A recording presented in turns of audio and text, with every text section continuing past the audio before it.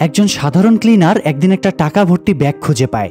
সে ব্যাগটা নিয়ে তার বাড়িতে চলে যায়। তার আইডিয়াও ছিল না যে ওই ব্যাগটার সাথে কি কি রহস্য জড়িয়ে আছে। ধীরে ধীরে যখন রহস্যগুলো খোলাসা হতে শুরু করে তখন যেন ব্যাপারটা আরো বেশি জটিল আর ঘোলাটে হতে থাকে। কিন্তু কি ছিল সেই রহস্য সেটাই জানবো 2020 সালের একটা অসাধারণ suspense thriller movie beast clawing at the straws এর গল্প থেকে। গল্পটা বেশ পেঁচানো, তাই মনোযোগ সহকারে শেষ পর্যন্ত দেখার অনুরোধ রইল। শুরুতেই আমরা কিমকে দেখতে পাই, যে কিনা একটা মাসাজ পার্লারে ক্লিনারের কাজ করত। একদিন লকার রুম পরিষ্কার করতে গিয়ে সে একটা লকারের ভেতর একটা দামি ব্যাগ খুঁজে পায়। আশেপাশে কেউ না থাকায় কৌতূহলবশত সে ব্যাগটা খুলতেই দেখে সেটা পুরো টাকায় ভর্তি। সে বুঝে গিয়েছিল নিশ্চয়ই কোনো কাস্টমার ভুলে সেটা রেখে গিয়েছে, তাই সে ব্যাগটা যত্ন করে স্টোররুমে রেখে বাড়ি ফিরে আসে। বাড়িতে তার মা সুঞ্জা আর ওয়াইফ শিয়ন থাকত। তার একটা মেয়েও ছিল, তবে সে অন্য শহরে হোস্টেলে থেকে পড়াশোনা করত। তো সেদিন বাড়ি ফেরার সাথে সাথেই সুঞ্জা শিয়নের নামে কিমের কাছে কমপ্লেন করতে শুরু করে। আসলে শিয়ন সবসময় তার শাশুড়ির সেবা করত। সুঞ্জা অসুস্থ থাকায় ঠিকঠাক হাঁটাচলাও করতে পারত না। তাকে খাওয়ানো থেকে শুরু করে তার যাবতীয় সব কাজ শিয়নই করত। এর পাশাপাশি শিয়ন ফ্যামিলিতে আর্থিক সাপোর্ট দেওয়ার জন্য পোর্টে ক্লিনারের চাকরিও করত। কিন্তু এত কিছুর পরেও সুঞ্জা তাকে সহ্য করতে পারত না। তার মনে হতো শিয়ন সব সময় তাদের ক্ষতি করতে চায়। যদিও কিম তার মাকে বোঝানোর অনেক চেষ্টা করে যে তার ধারণা ভুল, কিন্তু সুঞ্জা খুব জেদি হওয়ায় কারো কথায় পাত্তাই দিত না। আর এসব নিয়ে তাদের বাড়িতে ঝামেলা লেগেই থাকত। তাই কিম এখন আর কথা না বাড়িয়ে রুমে চলে যায়। তখন শিয়ন তাকে জানায় যে তাদের মেয়ে এবছর পরীক্ষা দিতে পারবে না, কারণ পরীক্ষার ফি দেওয়ার মতো টাকা তার কাছে নেই। আর কিমের পক্ষেও তখন টাকাটা জোগাড় করা সম্ভব ছিল না। তাই সে সিদ্ধান্ত নিয়েছিল একটা বছর গ্যাপ দিয়ে একটা ছোটখাটো চাকরি করে টাকা জোগাড় করবে এবং পরের বছর আবার পরীক্ষা দেবে। কথাটা শুনে কিমের খুব খারাপ লাগে, কিন্তু তার কিছুই করার ছিল না। পরের সিনে আমরা পোর্টের পাসপোর্ট অফিসার তিহুনকে দেখতে পাই। অফিসে থাকাকালীন তাকে পার্ক নামের একটা লোক ফোন করে তার সাথে দেখা করতে বলে। সেটা শুনে তিহুন একটু ঘাবড়ে যায়। সেদিন অফিস শেষ করে সে পার্কের সাথে দেখা করতে যায়। তখন জানা যায় পার্ক একজন গ্যাংস্টার। তিহুন তার কাছ থেকে বেশ কিছু টাকা লোন নিয়েছিল, কিন্তু সেই টাকাগুলো তার গার্লফ্রেন্ড ইউনহি নিয়ে পালিয়ে গিয়েছিল। তাই তিহুন বেচারা পড়ে গিয়েছে বিপদে। না সে ইউনহির কোনো খোঁজ পাচ্ছে আর না পার্কের টাকাগুলো ফেরত দিতে পারছে। তাই সে তিহুনকে শেষবারের মতো এক সপ্তাহের সময় দেয় এবং ওয়ার্নিং দেয় যে এই এক সপ্তাহের মধ্যে তার টাকা পরিশোধ করতে হবে, নয়তো ইউনহিকে তার সামনে হাজির করতে হবে। আর যদি তিহুন সেটা না পারে তাহলে পার্ক তার হাত কেটে ফেলবে। তিহুন তখন ভয়ে ভয়ে সেখান থেকে বেরিয়ে ভাবতে শুরু করে যে সে কিভাবে এই টাকাগুলো জোগাড় করবে। তো এর মধ্যে একদিন তিহুনকে তার বন্ধু ডুমান ফোন করে জানায় যে সে একটা জায়গা থেকে জালিয়াতি করে অনেকগুলো টাকা পেয়েছে, কিন্তু এখন পুলিশ তাকে খুঁজে বেড়াচ্ছে।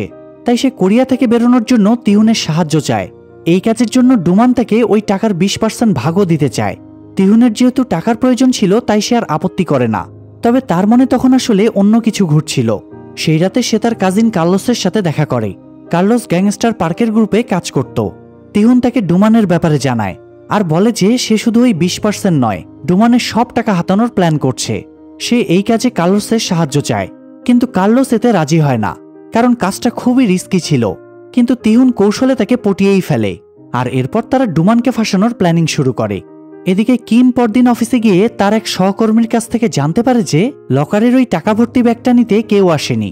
সেটা শুনে সে মনে মনে বেশ খুশি হয়, কারণ সে এখন ওই ব্যাগটা নিয়ে যেতে পারবে। এরই মাঝে ম্যানেজার তাকে ডেকে পাঠায়। মূলত সেদিন কিমের অফিসে পৌঁছাতে কয়েক মিনিট দেরি হয়ে গিয়েছিল, তাই ম্যানেজার তাকে ওয়ার্নিং দেয় যে আরেকদিন এমন দেরি হলে তাকে চাকরি থেকে ছাঁটাই করা হবে। অবশ্যই এটা নতুন কিছু নয়। ম্যানেজার সুযোগ পেলেই কিমের সাথে দুর্ব্যবহার করত, কিন্তু কিম কখনোই রিয়্যাক্ট করত না, কারণ চাকরিটা তার জন্য অনেক ইম্পর্টেন্ট ছিল। তাই সে চুপচাপ নিজের কাজ করতে শুরু করে। এরই মাঝে হঠাৎ সে জানতে পারে তার ওয়াইফ শিয়নের অ্যাক্সিডেন্ট হয়েছে, কিন্তু অফিস টাইম শেষ না হওয়া পর্যন্ত কিমের পক্ষে সেখান থেকে বেরোনো সম্ভব ছিল না। তাই অফিস টাইম শেষ হওয়ার সাথে সাথেই সে সোজা চলে যায় হসপিটালে। সেখানে গিয়ে দেখে তার মেয়ে অলরেডি সেখানে পৌঁছে গিয়েছে। তখন জানা যায় শিয়ন তার শাশুড়িকে নিয়ে সিঁড়ি দিয়ে নিচে নামছিল, কিন্তু সুঞ্জা মনে করে যে শিয়ন হয়তো তাকে সিঁড়ি থেকে ধাক্কা দিয়ে ফেলে দিতে চায়। তাই সে নিজেই শিয়নকে ধাক্কা দিয়ে ফেলে দেয়, ফলে শিয়নের পা ভেঙে যায়। কিম তার মায়ের এসব কাজে বিরক্ত হয়ে গিয়েছিল, তাই সে বাড়ি গিয়ে সুঞ্জার সাথে ঝগড়া শুরু করে, কিন্তু সুঞ্জা তাকে পাত্তাই দেয় না। উল্টো তাকে বোঝায় যে সে শিয়নকে ফেলে দিয়ে নিজের জীবন বাঁচিয়েছে। কিম তখন রাগের মাথায় গিয়ে দরজা বন্ধ করে দেয়। সে অনেক বেশি ফ্রাস্ট্রেটেড হয়ে গিয়েছিল। একদিকে সংসারের অশান্তি, অন্যদিকে অভাব অনটন। এসব নিয়ে ভাবতে ভাবতে অফিসে যাওয়ার সময় কখন পার হয়ে যায় সে টেরই পায়নি। তাই বাড়িতে থাকা অবস্থাতেই আগে ম্যানেজারকে ফোন করে তার সিচুয়েশনটা বোঝানোর চেষ্টা করে, কিন্তু ম্যানেজার সেসব না শুনে তাকে জানিয়ে দেয় যে তাকে চাকরি থেকে ছাঁটাই করে দেওয়া হয়েছে, তাই সে যেন আর অফিসে না আসে। কিমের তখন নিজের উপরই রাগ হচ্ছিল, চাকরি ছাড়া সে কিভাবে চলবে বুঝতে পারছিল না। এমন সময় হঠাৎ ওই ব্যাগটার কথা মনে পড়ে তার, তাই সে তৎক্ষণাৎ অফিসে রওনা হয়। অন্যদিকে তিহুন তার কাজিন কার্লোস সহ পোর্টে গিয়ে বন্ধু ডুমানের জন্য অপেক্ষা করতে থাকে। তিহুন গাড়িতে বসেই অপেক্ষা করছিল আর কার্লোস অপেক্ষা করছিল পোর্টের গেটে। তাদের প্ল্যান ছিল ডুমানকে দেখা মাত্রই কার্লোস কোনোভাবে তাকে অজ্ঞান করে টাকার ব্যাগটা নিয়ে পালিয়ে যাবে, আর তিহুন ডুমানের সামনে এমন ভাব করবে যেন টাকাটা সত্যিই ছিনতাই হয়ে গিয়েছে। সেই প্ল্যান অনুযায়ী তারা অপেক্ষা করে যাচ্ছিল, কিন্তু অনেকটা সময় পার হয়ে যাওয়ার পরেও ডুমানের কোনো খোঁজ নেই। সেটা দেখে তিহুন বেশ টেনশনে পড়ে যায়। এদিকে কার্লোস তো আগে থেকেই নার্ভাস ছিল, তাই সে তিহুনকে জানিয়ে দেয় যে সে এই কাজ করবে না। এটা বলেই সে বেরিয়ে যায়। এমন সময় হঠাৎ মিন নামের এক ডিটেকটিভ এসে তিহুনকে ডুমানের ছবি দেখিয়ে জানতে চায় যে সে ডুমানকে চেনে কিনা, কিন্তু তিহুন বিষয়টা অস্বীকার করে। তবুও মিন জোর করে তার গাড়িতে উঠে বসে আর তাকে নিয়ে যায় পাশের একটা নামিদামি রেস্টুরেন্টে। সেখানে খাওয়া দাওয়া করতে করতে মিন তিহুনকে জানায় যে সে ডুমানের স্কুলে খোঁজ নিয়ে জানতে পেরেছে তিহুন এবং ডুমান সেখানে একসাথে পড়াশোনা করত। তিহুন এবার বাধ্য হয়ে স্বীকার করে নেয় যে সে ডুমানকে চেনে। মিনের সন্দেহ হচ্ছিল যে তিহুন হয়তো ডুমানের জালিয়াতির সাথে জড়িত, কারণ ডুমানের যে তিহুনের সাথে দেখা করার কথা ছিল সেটা মিন আগে থেকেই জানতে পেরেছিল। তবে তিহুন সেটা অস্বীকার করে। সে নিজের ফোনটা মিনের দিকে এগিয়ে দিয়ে সেটা চেক করে দেখতে বলে যে সেখানে ডুমানের কোনো কল রেকর্ড আছে কিনা। মিন তখন ফোনটা চেক করে, কিন্তু তেমন কিছুই খুঁজে পায় না, কারণ তিহুন বুদ্ধি খাটিয়ে আগে থেকেই সব ডিলিট করে দিয়েছিল। এরই মাঝে হঠাৎ মিনের কাছে একটা কল আসায় সে সেখান থেকে উঠে চলে যায়, আর ওই খাবারের সব বিল বেচারা তিহুনকেই পে করতে হয়। না, ঠিকই তো আছে, পুলিশ আবার খাবারের বিল দেয় নাকি? যাই হোক, এদিকে কিম অফিসে গিয়ে দেখে স্টোররুমের দায়িত্বে নতুন একটা ছেলেকে রাখা হয়েছে। সে ছেলেটাকে জানায় যে সে আগে এই অফিসে চাকরি করত এবং তার কিছু ব্যক্তিগত জিনিস এখানেই রয়ে গেছে, সেগুলো নেওয়ার জন্য তার স্টোররুমের চাবিটা প্রয়োজন। তখন ছেলেটা তাকে চাবিটা দিয়ে দেয়। এরপর কিম সেই ব্যাগটা নিয়ে সেখান থেকে বেরোনোর সময় দেখতে পায় দুজন পুলিশ ওই নতুন ছেলেটাকে কিছু একটা জিজ্ঞাসা করছে। সেখানে কিমকে দেখে পুলিশ তাকেও একটা ছবি দেখিয়ে জানতে চায় যে কিম ওই লোকটাকে চেনে কিনা। ছবিটা মূলত মিনের ছিল। তো কিম যেহেতু মিনকে চিনত না, তাই সে জানিয়ে দেয় যে সে ওই লোকটাকে কখনোই দেখেনি। তখন জানা যায় মিন আসলে কোনো ডিটেকটিভ নয়, সেও ডুমানের টাকা হাতানোর জন্যই তাকে খুঁজে বেড়াচ্ছিল। তো পুলিশের সাথে কথা শেষ করে বেরোনোর সময় হঠাৎ কিম ম্যানেজারের সামনে পড়ে যায়। তাকে দেখে ম্যানেজার একটু অবাক হয়। তখন কিম তাকে জানায় যে তার কিছু বই এখানে ছিল, সেগুলোই সে নিতে এসেছে। ম্যানেজারের তখন চোখ যায় তার হাতের দামি ব্যাগটার দিকে। একজন ক্লিনারের কাছে এত দামি ব্যাগ থাকবে ব্যাপারটা তার হজম হচ্ছিল না। তাছাড়া কিম অফিসে বই বা কেন রাখতে যাবে, এসব ভেবে সে ওই ব্যাগটা চেক করতে চায়, কিন্তু কিম তাকে ব্যাগে হাত দিতে দেয় না। তখন ম্যানেজারের সন্দেহ আরও বেড়ে যায়, কিন্তু কিম তাকে অ্যাভয়েড করে সেখান থেকে বেরিয়ে যায়। সিন শিফট হয়ে এবার আমরা মিরান নামের একটা মেয়েকে দেখতে পাই। সে একটা প্রস্টিটিউশন ক্লাবে কাজ করে। একদিন সেই ক্লাবে জিন নামের একটা চাইনিজ ছেলে আসে। ক্লাবের কোনো মেয়েকেই তার ভালো লাগছিল না, কিন্তু যখন মিরানকে তার সামনে আনা হয় তখন জিনের এক নজরেই তাকে ভালো লেগে যায়। তো সেদিন ক্লাব থেকে ফেরার পর মিরানের হাজব্যান্ড জিহুন এসে হঠাৎ তাকে মারতে শুরু করে। আসলে মিরান বিজনেস করার জন্য একটা লোন নিয়েছিল, কিন্তু জিহুন বেশি ইন্টারেস্টের লোভে টাকাগুলো একটা স্কিমে ইনভেস্ট করে প্রতারণার শিকার হয়। তবে এর জন্য সে সবসময় মিরানকেই দোষারোপ করত এবং মারধর করত, কারণ মিরান লোনটা না নিলে তো এটা হতো না। তাই এখন সে ওই টাকা পরিশোধের জন্য মিরানকে দিয়েই জোর করে বাজে কাজ করাতো। তো এর বেশ কিছুদিন পর মিরান জিহুনের লাইফ ইন্স্যুরেন্সের কাগজপত্রগুলো মনোযোগ সহকারে পড়ছিল। সেখানে লেখা ছিল জিহুন যদি কোনো অ্যাক্সিডেন্ট অথবা অসুস্থতার কারণে মারা যায় তাহলে মিরান 5 লাখ টাকা পাবে। এমন সময় হঠাৎ জিন তাকে ফোন করে জানায় যে সে জিহুনকে মেরে ফেলেছে। এই কথা শুনে মিরান ভীষণ খুশি হয়, কিন্তু তার খুশিটা নিমিষেই উধাও হয়ে যায় যখন জিন বলে সে জিহুনের লাশটা সেখান থেকে সরিয়ে ফেলেছে। আসলে এটা তাদের দুজনেরই প্ল্যানিং ছিল। জিন মিরানকে ভালোবেসে ফেলেছিল, তাই সে প্রতিদিনই মিরানের সাথে সময় কাটাতে ক্লাবে আসতো। একদিন সে মিরানকে জিজ্ঞেস করে যে তাকে কেন এই পেশায় আসতে হলো। তখন মিরান তাকে জিহুনের ব্যাপারে সব জানায়। জিন মিরানের পিঠে আঘাতের চিহ্ন দেখতে পায়, তাই সে মিরানকে বলে তার জিহুনকে ছেড়ে দেওয়া উচিত, কিন্তু মিরানের পক্ষে সেটা সম্ভব ছিল না। সে জানতো যে ডিভোর্স দেওয়ার পরেও জিহুন তাকে শান্তিতে থাকতে দেবে না। তখন জিন তাকে জিহুনের হাত থেকে মুক্তি পাওয়ার একটা আইডিয়া দেয়। মিরানের কাছে আইডিয়াটা বেশ ভালো লাগে, তাই সেও আর আপত্তি করে না।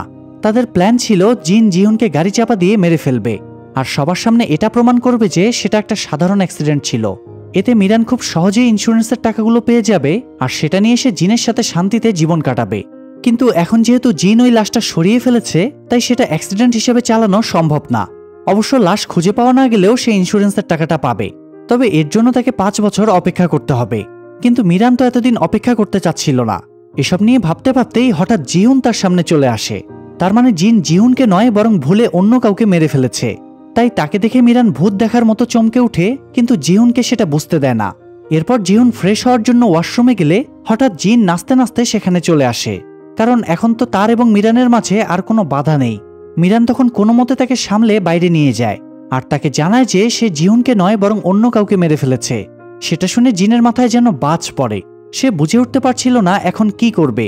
তাই মিরান তাকে আবারও চায়না ফিরে যেতে বলে, কিন্তু জিনের পক্ষে সেটা সম্ভব ছিল না, কারণ সেখানে একটা ঝামেলা করে সে কোরিয়াতে পালিয়ে এসেছিল।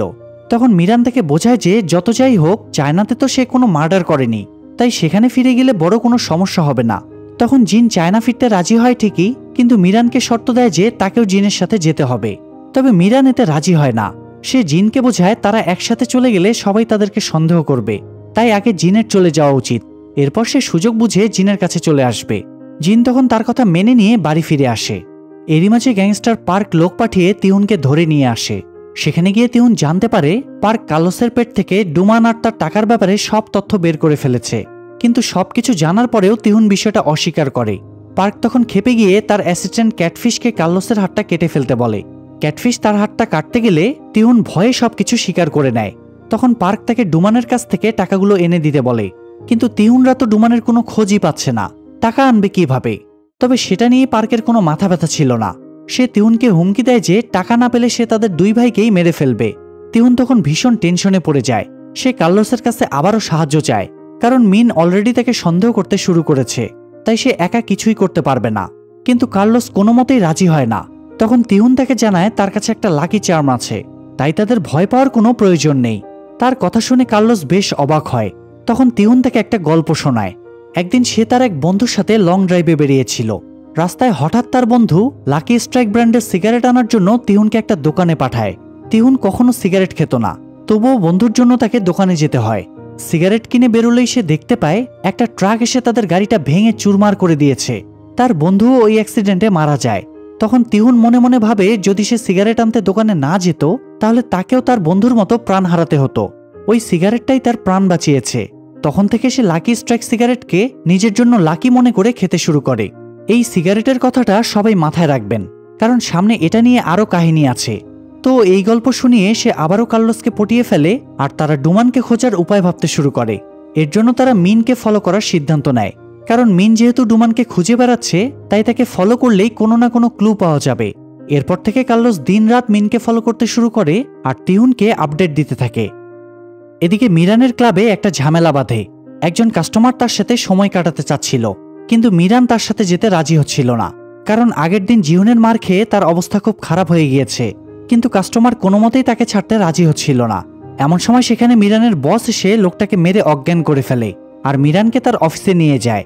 তাকে দেখেই তার বস বুঝে গিয়েছিল জিহুন তাকে মারধর করেছে, তাই সে মিরানকে বলে যে তার যদি কখনো কোনো সাহায্যের প্রয়োজন পড়ে তাহলে সে তার বসকে নির্দ্বিধায় জানাতে পারে। সেটা শুনে মিরান একটু স্বস্তি পায়। এরপর ক্লাব থেকে বেরিয়ে সে জিনের সাথে দেখা করতে তার বাড়িতে যায়। সেখানে গিয়ে দেখে জিন ভয়ে জোরোসোরো হয়ে পড়ে আছে। একটা নিরপরাধ মানুষকে মেরে ফেলাটা সে মেনে নিতে পারছিল না। তখন মিরান তাকে বোঝায় যা হওয়ার সেটা তো হয়েই গিয়েছে, এখন এসব নিয়ে ভেবে কোনো লাভ নেই। কিন্তু জিন সেটা মানতে চায় না, সে পুলিশের কাছে যেতে চাচ্ছিল। সেটা শুনে মিরান খুব ভয় পেয়ে যায়, কারণ এই কেসে তো সে নিজেও জড়িত। তখন জিন তাকে আশ্বস্ত করে যে সে মিরানের ব্যাপারে পুলিশকে কিছুই জানাবে না। কিন্তু এরপরও মিরান রিস্ক নিতে চাচ্ছিল না, বরং সে জিনের অনুশোচনা দূর করার একটা আইডিয়া বের করে। তারা দুজন সব নিয়মকানুন মেনে ওই ডেড বডিটার সৎকার করে। তখন জিন একটু শান্ত হয়, সেটা দেখে মিরানও স্বস্তি পায়। কিন্তু পরক্ষণেই জিন আবারও খেপে যায়। সে ওই রাতের অন্ধকারেই থানার দিকে হাঁটতে শুরু করে। মিরান তাকে আটকানোর চেষ্টা করে কিন্তু পারে না, তাই এক পর্যায়ে সে বাধ্য হয়ে জিনকেই গাড়ি চাপা দিয়ে মেরে ফেলে। তবে কাজটা করার পর তার ভীষণ অনুশোচনা হচ্ছিল, সে অনেক ঘাবড়েও গিয়েছিল। এমন সময় তার কাছে তার হোটেলের বসের ফোন আসে। মিরান তখন তাকে সবকিছু খুলে বলে। সেসব শুনে বস তৎক্ষণাৎ সেখানে গিয়ে তাকে বলে সে সবকিছু সামলে নেবে। এরপর সে তার পরিচিত লোকদের মাধ্যমে সব প্রমাণাদি নষ্ট করে ফেলে আর মিরানকে নিয়ে যায় একটা স্পাতে। সেখানে তার বস তাকে একটা হাঙরের গল্প শোনায়। সে বলে যে হাঙরের পেটে একসাথে 50টারও বেশি বাচ্চা হয়। কিন্তু পেটের ভেতরেই বাচ্চাগুলো একটা আরেকটাকে খেতে শুরু করে, আর শেষমেশ যে বেঁচে যায় সেই হাঙ্গরের আসল সন্তান রূপে ভূমিষ্ঠ হয়। গল্পটার মাধ্যমে সে এটা বোঝাতে চাচ্ছিল যে বাঁচতে হলে লড়াই করতে জানতে হবে। নিজের জীবন রক্ষার স্বার্থে যদি অন্য কাউকে মেরেও ফেলতে হয় তাতেও কোনো ভুল নেই। এমন সময় মিরান লক্ষ্য করে তার বসের পায়ে একটা হাঙরের ট্যাটু আঁকা। সে অদ্ভুতভাবে ট্যাটুটার দিকে তাকিয়ে থাকে। সেটা দেখে তার বস জানতে চায় যে সেও এমন একটা ট্যাটু করতে চায় কিনা। মিরান রাজি হলে সে মিরানের গায়ে ট্যাটু আঁকতে শুরু করে, আর সেই সাথে মিরানকে জিহুনের হাত থেকে মুক্তি দেওয়ার প্ল্যানিং করতে থাকে। সে মিরানকে জিহুনের খাবারে স্লো পয়জন মিশিয়ে দিতে বলে। এতে সে ধীরে ধীরে অসুস্থ হতে শুরু করবে এবং একটা সময় সে ন্যাচারালি মারা যাবে। মজার ব্যাপার হলো মারা যাওয়ার পর তার শরীরে ওই পয়জনের কোনো চিহ্নই থাকবে না, তাই কেউ বুঝতেও পারবে না মৃত্যুর আসল কারণ কি ছিল। এরপর পুলিশ তদন্তে আসলে মিরান তাদের সামনে এমন অভিনয় করবে যেন সে জিহুনকে অনেক ভালোবাসত এবং তার মৃত্যুতে সে একেবারে ভেঙে পড়েছে। তো সেই প্ল্যান অনুযায়ী মিরান সবকিছু করে আর ইন্স্যুরেন্সের টাকাগুলো দ্রুত পেয়ে যায়। এরপর সে তার বসের কথা মতো একটা নতুন শহরে গিয়ে নতুন করে জীবন শুরু করার সিদ্ধান্ত নেয়। মিরান তখন খুব খুশি ছিল। সে তার বসকে গিফট করার জন্য ওই টাকা থেকে বেশ কিছু টাকাও নিয়ে যায়, কিন্তু তার বস তাকে জানায় যে সে টাকার জন্য কোনো কিছু করেনি, সে মিরানকে ভালোবেসে সাহায্য করেছে। এরপর তারা মিরানের ফ্রিডম সেলিব্রেট করার জন্য শ্যাম্পেইন খায়, কিন্তু সেটা খাওয়ার সাথে সাথেই মিরান হঠাৎ অজ্ঞান হয়ে যায়। এরপর তার জ্ঞান ফিরলে সে নিজেকে একটা নির্জন গোডাউনে একটা টেবিলের উপর বাধা দেখতে পায়। তার পাশেই তার বস তাকে খুন করার প্রস্তুতি নিচ্ছিল। আসলে সে মিরানের শ্যাম্পেইনে ড্রাগ মিশিয়ে তাকে অজ্ঞান করে। তার প্ল্যান ছিল মিরানকে খুন করে তার সব টাকা নিয়ে নেওয়া। এই কারণেই সে মিরানকে এত হেল্প করেছে। তো মিরান এখানে তার বসের কাছে নিজের প্রাণ ভিক্ষা চায়, কিন্তু তার একটুও দয়া হয় না। সে নির্মমভাবে মিরানের বডিটা কেটে টুকরো টুকরো করে ফেলে আর ওই টাকাগুলো নিয়ে বেরিয়ে যায়। এদিকে কার্লোস দিনরাত মিনকে ফলো করেও ডুমানের কোনো হদিস পায় না। সেটা জেনে তিহুন হতাশ হয়ে বাড়ি ফিরে আসে, কিন্তু বাড়ি ফিরেই সে চমকে ওঠে। সে দেখতে পায় মিরানের বস তার কিচেনে রান্না করছে। তখন জানা যায় মিরানের বসই আসলে তিহুনের গার্লফ্রেন্ড ইউনহি। এতদিন পর তাকে দেখে তিহুন খুব অবাক হয়, তার উপর আবার নিজ হাতে রান্নাও করছে। এসব আলগা ভালোবাসা দেখে সে বিরক্ত হয়ে ইউনহিকে জিজ্ঞেস করে যে সে আবার কেন ফিরে এসেছে। তখন ইউনহি অনুতপ্ত হয়ে তার কাছে ক্ষমা চায় এবং তাকে জানায় যে সে নিজের ভুল বুঝতে পেরে ফিরে এসেছে। সেটা শুনে তিহুন ইমোশনাল হয়ে যায়। এরপর তারা দুজন খুব কাছাকাছি চলে আসে। কিছুটা সময় একসাথে কাটানোর পর ইউনহি তাকে জানায় যে সে কিছুদিনের জন্য জাপানে তার আন্টির বাড়িতে বেড়াতে যাবে, কিন্তু তার পাসপোর্টে কিছু একটা সমস্যা হয়েছে, যে কারণে সে তার এক বান্ধবীর পাসপোর্ট ধার নিয়েছে। সে চাচ্ছিল তিহুন তার পাসপোর্টটা অ্যাপ্রুভ করে দিক। তখন তিহুন পাসপোর্টটা নিয়ে দেখে সেখানে মিরানের নাম লেখা। যদিও সে মিরানকে চিনত না, তবে সে এটা বুঝে যায় যে ইউনহি মিরানের পরিচয়ে জাপানে পালাতে চাচ্ছে, আর এই স্বার্থ উদ্ধারের জন্যই সে ফিরে এসেছে। তখন ইউনহি তাকে বোঝায় যে তার ধারণা ভুল, সে তিহুনকে ভালোবাসে বলেই ফিরে এসেছে, কিন্তু তিহুন তার কথা বিশ্বাস করে না। এমন সময় হঠাৎ তাদের ডোরবেল বেজে উঠলে তিহুন গিয়ে দরজা খুলে দেখে মিন তার সাথে দেখা করতে এসেছে। আগের দিন যেহেতু সে ডিনারের বিল দিতে পারেনি, তাই সেদিন সে তিহুনের জন্য খাবার কিনে নিয়ে গিয়েছিল, তবে তিহুন তাকে ভিতরে ঢুকতে দিতে চায় না। মিনের মনে তখন কিছুটা সন্দেহ জাগে। সে ওয়াশরুমে যাওয়ার অজুহাতে জোর করে রুমে ঢুকে পড়ে। সেখানে ইউনিকে দেখে তার মনে লোভ জাগে। আসলে লোকটার চরিত্র মোটেই ভালো ছিল না। মেয়ে দেখলেই তার মনের ভেতর লাড্ডু ফুটতে শুরু করত, তাই সে জোর করে তিহুনদের সাথে বসে আড্ডা দিতে শুরু করে। এরই মাঝে মিনের কাছে একটা ফোন আসে। সেখান থেকে সে জানতে পারে ডুমান পুলিশের হাতে ধরা পড়েছে। সেটা শুনে তিহুন একটু টেনশনে পড়ে যায়, কারণ ডুমানের টাকাগুলোই তার একমাত্র ভরসা ছিল। এরপর মিন আরও জানায় যে পুলিশ রিসেন্টলি নদীতে একটা লাশ খুঁজে পেয়েছে। মিন ভেবেছিল সেটা হয়তো ডুমানের লাশ হবে, তাই সে চেক করতে গিয়েছিল, কিন্তু সেখানে গিয়ে দেখে সেটা একটা মেয়ের লাশ। তার বডিটাকে টুকরো টুকরো করে কেটে নদীতে ফেলে দেওয়া হয়েছিল, আর মেয়েটার পায়ে একটা হাঙরের ট্যাটুও ছিল। সে তিহুনদের সেই ট্যাটুটার ছবিও দেখায়। সেটা দেখে তিহুন ভীষণ ঘাবড়ে যায়, কারণ সেটা হুবহু ইউনির ট্যাটুর মতোই ছিল। সে বুঝে যায় ওই মেয়েটার মার্ডারের পেছনে নিশ্চয়ই ইউনির হাত আছে, তবে ব্যাপারটা সে মিনকে বুঝতে দেয় না। এমন সময় তিহুনের কাছে কার্লোসের ফোন আসে। সে বারবার ফোন করে যাচ্ছিল আর তিহুন বারবার ফোনটা কেটে দিচ্ছিল। সেটা দেখে মিন তাকে ফোনটা রিসিভ করতে বললে তিহুন জানায় সেটা ইম্পর্টেন্ট কিছু না। এরই মাঝে তাদের বিয়ার শেষ হয়ে গেলে তিহুন বিয়ার আনার জন্য দৌড়ে দোকানে চলে যায়, আর সেই সুযোগে সে কার্লোসকে ফোন করে। তখন কার্লোস তাকে নদীতে পাওয়া লাশটার ব্যাপারে জানায়। সে ভেবেছিল সেটা হয়তো ইউনহির লাশ। তখন তিহুন তাকে জানায় যে ওটা ইউনহির লাশ নয়, ইউনহি আর মিন এখন তার বাড়িতেই বসে আছে। এই কথা শুনে কার্লোস ভীষণ অবাক হয়।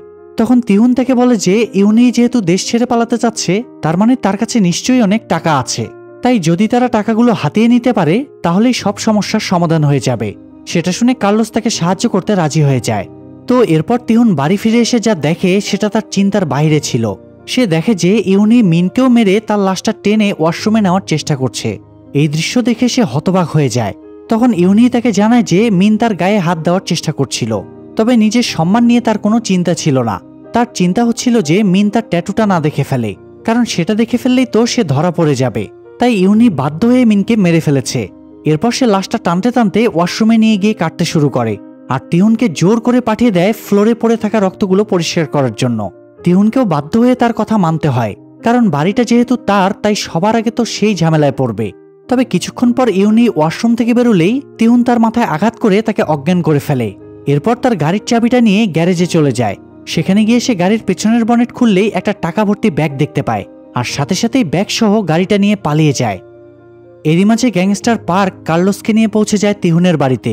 আসলে কার্লোস যখন ফোনে তিহুনের সাথে কথা বলছিল, তখন পিছন থেকে পার্ক সেসব শুনে ফেলে আর পৌঁছে যায় ইউনিকে ধরার জন্য, কারণ ইউনিকে ধরলেই তো সে তিহুনকে দেওয়া লোনের টাকাগুলো পেয়ে যাবে। তো ইউনির জ্ঞান ফেরার পর সে পার্ককে সামনে দেখে ভীষণ ভয় পেয়ে যায়। পার্ক তাকে কিছু জিজ্ঞেস করার আগেই সে বলে দেয় সে পার্কের সব টাকা এখনই পরিশোধ করে দেবে। তাই পার্ক তাকে টাকাগুলো দেখাতে বলে। তখন ইউনি কোনো মতে উঠে তার গাড়ির চাবিটা খুঁজতে গিয়ে দেখে চাবিটা সেখানে নেই। সে বুঝে যায় তিহুন নিশ্চয়ই তার টাকা নিয়ে পালিয়েছে। তখন সে পার্কের সামনেই তিহুনকে ফোন করে তার টাকার ব্যাপারে জানতে চায়। তিহুন যেহেতু পার্কের ব্যাপারে জানতো না, তাই সে স্বীকার করে নেয় যে টাকাগুলো নিয়ে সে দেশ ছেড়ে পালাচ্ছে। এই কথা শুনেই পার্ক তার লোকদের পোর্টে পাঠিয়ে দেয় তিহুনকে ধরার জন্য। এদিকে তিহুন যে জাহাজে করে যেতে চাচ্ছিল সেটা 30 মিনিট ডিলে হয়, তাই সে ব্যাগটা নিয়ে পাশের মাসাজ পার্লারের লকারে রেখে দেয়। মূলত এটাই সেই ব্যাগ যেটা গল্পের শুরুতে কিম পেয়েছিল। অর্থাৎ এতক্ষণ আমরা যা কিছু দেখেছি তার সবটাই ফ্ল্যাশব্যাক ছিল। তো পার্লারে তখন কিম ছাড়া আর কেউ ছিল না, তাই সে কিমকে তার জন্য 1 প্যাকেট সিগারেট এনে দিতে বলে। কিন্তু কিম তাকে জানায় যে সে অফিস পেলে বেরোতে পারবে না। তাই তিহুন তখন নিজেই সিগারেট আনতে বেরিয়ে পড়ে। সিগারেট কেনার সময় হঠাৎ সে লক্ষ্য করে একটু দূরে একটা গাড়ি এসে দাঁড়িয়েছে। তিহুনের মনে তখন সন্দেহ জাগে। সে পাশের একটা গলির ভেতর দিয়ে হাঁটতে শুরু করে। এমন সময় পার্কের অ্যাসিস্ট্যান্ট ক্যাটফিশ তার সামনে এসে তাকে অ্যাটাক করার জন্য তাড়া করে। তিহুন তখন সেখান থেকে পালাতে গেলে আরো কয়েকজন এসে তাকে ঘিরে ধরে। তবে তাদের হাত থেকে বাঁচতে গিয়ে সে দুর্ভাগ্যবশত একটা গাড়ির সাথে অ্যাক্সিডেন্ট করে মারা যায়। আর তার সেই লাকি সিগারেটের প্যাকেটটা রাস্তায় পড়ে থাকে। যেই সিগারেটের কারণে একদিন তার প্রাণ বেঁচেছিল, আজ সেটার কারণেই তাকে জীবন দিতে হলো। কি অদ্ভুত, তাই না? তবে এই অ্যাক্সিডেন্টে সব থেকে বেশি কষ্ট পায় পার্ক, কারণ তিহুনের কাছ থেকে টাকার ব্যাপারে জানার আগেই সে মারা গেল। তাই সে হতাশ হয়ে সেখান থেকে ফিরে আসে।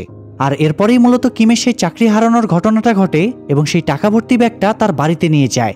পরদিন সে তার ওয়াইফ শিওনকে তার চাকরিটা ছেড়ে দিতে বলে আর তাকে নিয়ে একটা বিজনেস শুরু করতে চায়। তখন শিওন একটু বিরক্ত হয়ে বলে, ব্যবসা করতে গেলে তো অনেক টাকার প্রয়োজন, সেটা কোথা থেকে আসবে তাহলে? তখন কিম তাকে জানায় যে সে টাকা ম্যানেজ করতে পারবে, কিন্তু শিওন তার কথায় পাত্তা না দিয়ে কাজে চলে যায়। এরপর কিমের কাছে তার ম্যানেজারের ফোন আসে। ম্যানেজার তাকে তার বকেয়া বেতনটা নেওয়ার জন্য দেখা করতে বলে, তবে সে কিমকে অফিসে নয় বরং একটা ক্যাফেতে দেখা করতে বলে। কিম তখন তার কথায় রাজি হয় না, কিন্তু ম্যানেজারের জোরাজুরিতে তাকে বাধ্য হয়ে সেখানে যেতে হয়। সেখানে গিয়ে তার সাথে পার্ক আর ইউনিট দেখা হয়, যারা পুলিশ সেজে সেখানে গিয়েছিল। তো পার্ক সরাসরি তার কাছে ওই ব্যাগটার ব্যাপারে জানতে চায়, তবে কিম কিছুই স্বীকার করে না। সে জানায় যে তার কাছেও ওই একই রকম ব্যাগ আছে, তার ওয়াইফ সেটা তাকে বার্থডেতে গিফট করেছিল। সেটা শুনে পার্ক চুপচাপ সেখান থেকে বেরিয়ে আসে। এরপর যখন কিম বাড়ির উদ্দেশ্যে রওনা হয়, তখন তারা লুকিয়ে লুকিয়ে কিমকে ফলো করতে শুরু করে। তারা কিমের বাড়িতে গিয়ে দেখে সে ওই টাকাগুলো লুকানোর চেষ্টা করছে। কিম তখন তাদেরকে দেখে ভয় পেয়ে যায় আর তাদের কাছে ক্ষমা চেয়ে টাকাগুলো ফেরত দিয়ে দেয়। ইউনি টাকাগুলো গুনতে গিয়ে দেখে সেখানে একটা বান্ডিল কম আছে। তখন কিম জানায় সে ওই টাকাটা তার মেয়ের টিউশন ফি হিসেবে খরচ করে ফেলেছে, তবে সে ইউনিকে ওয়াদা করে যে টাকাটা সে ধীরে ধীরে পরিশোধ করে দেবে। কিম যেহেতু বেশি টাকা নেয়নি, তাই তারাও আর ঝামেলা না করে সেখান থেকে বেরিয়ে যেতে শুরু করে। এমন সময় কিমের মা সুঞ্জা এসে তাদের পথ আটকায়। সে ভেবেছিল পার্কদেরকে হয়তো শিওন পাঠিয়েছে তাদেরকে বিরক্ত করার জন্য। কিম তাকে বোঝানোর চেষ্টা করে পার্কটা পুলিশ, তাই একটা জরুরি কাজে এসেছে, কিন্তু সুঞ্জা এটা বিশ্বাস করে না। সে পার্কের হাতে ট্যাটু দেখে বলে, কোরিয়ার পুলিশরা আবার কবে থেকে হাতে ট্যাটু করা শুরু করলো? আসলে কোরিয়ার সরকারি চাকরিজীবীদের বডিতে ট্যাটু করা নিষেধ ছিল, আর যদি কেউ ট্যাটু করেও থাকে তাহলে ডিউটি টাইমে সেটা ঢেকে রাখতে হতো, যে কারণে সুঞ্জা বুঝে যায় ওই লোকগুলো কোনো পুলিশ নয়। তখন সে ইউনির চুলের মুঠি ধরে তাকে মারতে শুরু করে। এসব দেখে পার্ক বিরক্ত হয়ে সুঞ্জা এবং কিমের মাথায় আঘাত করে তাদের অজ্ঞান করে ফেলে। ঠিক সেই সময় ইউনি গিয়ে পার্কের উপর চাকু দিয়ে অ্যাটাক করে। যেই টাকার জন্য তাকে এত ঝামেলা পোহাতে হয়েছে, সেই টাকা পার্ক তার কাছ থেকে ছিনিয়ে নেবে এটা সে মানতেই পারবে না। তাই সে ফাইনালি পার্ককে খুন করে টাকাগুলো নিয়ে সেখান থেকে বেরিয়ে যায় আর যাওয়ার সময় বাড়িতে আগুন লাগিয়ে দিয়ে যায় যাতে কারোই বেঁচে যাওয়ার কোনো চান্স না থাকে। ঘটনাক্রমে পার্কের অ্যাসিস্ট্যান্ট ক্যাটফিশ তখন বাইরে দাঁড়িয়েছিল। সে বাড়ির ভেতর থেকে ধোঁয়া বেরোতে দেখে দ্রুত ভিতরে চলে যায়। সেখানে গিয়ে দেখে তার বসকে ইউনি মেরে ফেলেছে, তাই সে ইউনিকে খোঁজার জন্য বেরিয়ে যায়। ততক্ষণে কিমের জ্ঞান ফিরে আসে। তখন সে বাড়িতে আগুন জ্বলতে দেখে ভীষণ ভয় পেয়ে যায়। সৌভাগ্যবশত বড় কোনো ক্ষতি হওয়ার আগেই সে কোনো মতে তার মাকে ঘাড়ে তুলে নিয়ে সেখান থেকে বেরিয়ে আসে। বাড়ির ওই অবস্থা দেখে কিম ভীষণ ভেঙে পড়েছিল।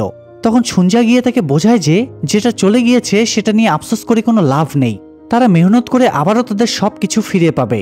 এটা শুনে কিমের মনে বেশ কনফিডেন্স ফিরে আসে। এদিকে ইউনি চলে যায় পোর্টে। তার জাহাজটা কিছুটা ডিলে থাকার কারণে সেও ওই ব্যাগটা একটা লকারে রেখে ওয়াশরুমে চলে যায়। এমন সময় ক্যাটফিশও সেখানে পৌঁছে যায়। তাকে দেখে ইউনি ভয়ে সব টাকা তাকে দিয়ে দিতে চায়, কিন্তু ক্যাটফিশের টাকার প্রতি কোনো লোভ ছিল না। সে তো তার বসের মৃত্যুর প্রতিশোধ নিতে গিয়েছিল, তাই সে ওই ওয়াশরুমের ভেতরেই নির্মমভাবে ইউনিকে খুন করে ফেলে সেখান থেকে বেরিয়ে আসে। মানে মিরান এবং তিউনকে ধোঁকা দেওয়ায় ইউনিরও ঠিক একই পরিণতি হলো। তো কিছুক্ষণের মধ্যেই ইউনির মৃত্যুর খবরটা পুরো এরিয়ায় জানাজানি হয়ে যায়। তখন পোর্টের সিকিউরিটি গার্ডেরা সিসিটিভি ফুটেজ চেক করে ক্যাটফিশকে দেখতে পায় এবং তৎক্ষণাৎ তাকে অ্যারেস্ট করে। এরপর শিওন ওয়াশরুম পরিষ্কার করতে গিয়ে ইউনির লকারের সেই চাবিটা খুঁজে পায়। সে কৌতূহলবশত লকারটা খুললে ওই টাকা ভর্তি ব্যাগটা পেয়ে যায়, আর সেটা সবার থেকে আড়াল করে নিয়ে বাড়ি ফিরতে শুরু করে। মানে ঘুরে ফিরেই টাকাটা কিমের কাছেই গেল, আর এখানেই গল্পটা শেষ হয়ে যায়। আসলে টাকার লোভে অন্ধ হয়ে মানুষ সঠিক আর ভুলের মধ্যে পার্থক্য যাচাই করতেই ভুলে যায়। আর এই ঘটনাটাই মূলত আজকের গল্পের ক্যারেক্টারগুলোর সাথে ঘটেছে। তবে আমার মতামত হচ্ছে, জীবনে যত কঠিন পরিস্থিতি আসুক কখনোই ভুল পথে সমাধান করতে যাবেন না, কারণ একটি ভুল আরো অনেকগুলো ভুলের জন্ম দেয়। তো আপনাদের কাছে কেমন লাগলো সেটা অবশ্যই আমাদের জানাবেন এবং চ্যানেলটা সাবস্ক্রাইব করে বেল বাটনটা অল প্রেস করে রাখবেন। সবাই ভালো থাকবেন, সুস্থ থাকবেন। আল্লাহ হাফেজ।